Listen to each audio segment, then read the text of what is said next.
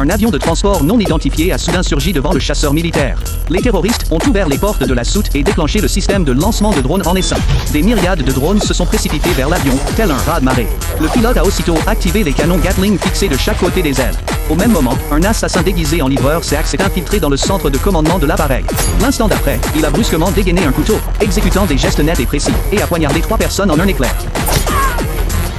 Le tueur a rapidement piraté l'équipement, coupé le radar et infiltré des virus malveillants dans le système embarqué. Ignorant le danger qui les guettait, le président William et le premier ministre Sam se disputaient âprement à bord. Soudain, une alarme stridente a retenti, et tous les systèmes de communication ont été instantanément neutralisés. Encore plus de drones ont foncé vers l'appareil. Les canons Gatling, installés sur chaque aile, ont aussitôt craché le feu, tentant d'intercepter les assaillants. Mais le nombre de drones était tout simplement écrasant. Une multitude de drones a tout de même percé les défenses et foncé droit sur les zones vitales de l'avion. Dans le couloir étroit de la cabine, le tueur, déguisé en membre d'équipage, se préparait à s'échapper. Mais Sam remarqua les traces de sang sur ses vêtements. Le tueur a sorti son couteau sans hésiter, abattant d'un geste sûr plusieurs agents de sécurité et gardes du corps. Alors qu'il allait atteindre le président, un agent a surgi à temps et a violemment plaqué le tueur au sol.